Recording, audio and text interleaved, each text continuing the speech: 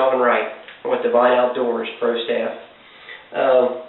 What I'm going to be doing today is I'm going to show you all how we do a turkey call.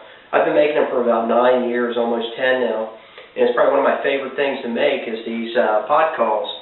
I make them out of different kinds of wood. This one here is made out of cherry. All this wood is taken from our woods right here in Kentucky, in northern Kentucky, in Boone County. And I enjoy really making them because it's relaxing. You get a little bit better sound than the mass-produced calls. These are all custom calls. Some of you at home, if you want to try it, I've not really seen any kind of videos that have been posted on like a YouTube or any of the local shows to show you actually how they make these friction calls.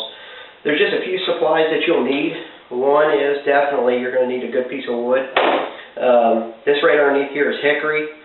I like using this for my strikers, but what I ended up doing is getting a hold of a 150-year-old maple out of an old schoolhouse over here. And it was being torn down, and sort of like being the termite that I am, I ended up getting all the wood. This is what the strikers begin with.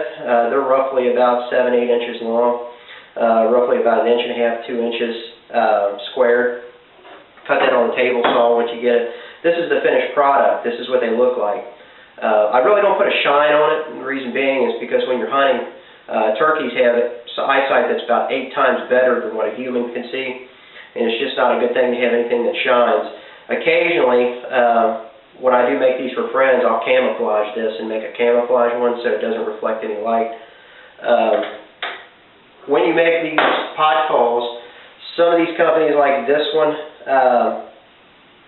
gave me a pattern to actually dig a certain amount of holes in certain depths. I really don't like that too well. I kind of like using a horseshoe pattern. In the middle you're going to see me put a penny just for good luck. It's sort of like a little trademark that I do. What we're going to do today is we're going to actually take this wood, the pattern. I'm going to pick out the one that I like because there is going to be an outside and an inside. The inside you really don't want to be too particular with because you're really not going to see it. So what I do is I kind of tend to look on the outside to see what I would like in a call. Maple is a good wood to work with. This wood here is plain. I have a planer that I use. What I'll do is I'll get it right out of the old houses, or even I'll take it out of the woods and we'll cut it. I'll take it to a mill up in Indiana to do all my work for me. But what I'm going to do is I'm going to go ahead and mark this. I'm going to show you what to do. Then we're going to cut it out on the bandsaw.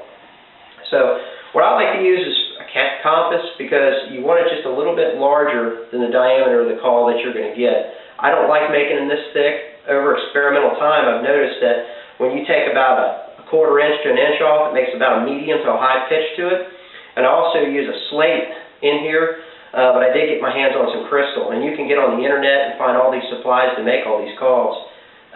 You can even get them, if you don't feel like turning your own wood, you can buy these kits yourself. And you've probably seen them on like eBay and all that. But you're definitely going to see how I make them. I do like cherry. It's pretty for a display, but for a hunting call, I definitely like maple and love cedar. So here's what we're going to do. I'm going to go ahead and I'm going to find the pattern that I want. And you can kind of see, I've already chosen what the middle part is with a little blue pen. And what I'm going to do is I'm going to stick my compass in here, like this, right in the middle. And then I'm going to just take it around, just ever so, like this. So when I cut it out on my bandsaw, it's going to come out even. So this, it makes your work easier when you turn it on the lathe, because if you got it square, I've seen some call makers, they'll actually make it into an octagon.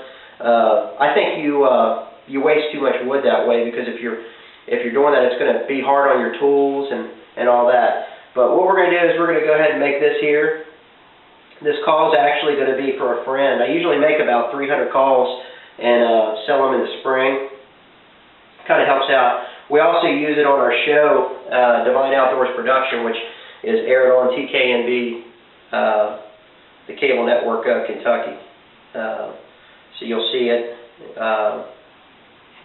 like this. So you see I've already marked my pattern. What I'm going to do now is I'm going to go ahead and take my square, and I'm going to make my ends here. I'm going to find the center point to my to my other striker. I'm going to just stick that right there so I know the center point's there. Find this end right here.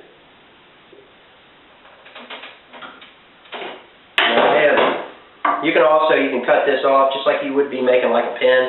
I don't know if you've ever seen other wood turners do that before. This started out as a little hobby but turned into a business for me, so I really enjoy it. Wouldn't mind doing this full time, but it's really fun to work with it. So I'm going to go ahead and hit my center like that. I'm going to go ahead and I'm going to stop right now, and I'm going to go ahead and move the camera a little bit closer so you can see me work on the bandsaw and cut this out over here. So I think it'd be a good thing. Stay tuned, and you're going to see a little bit of, hopefully we're going to cut this out, find our center point, drill it, and you're going to see us throw it right on the lathe and start making magic with it. Because I think it's got a really pretty pattern how it always goes down through there, so stick by.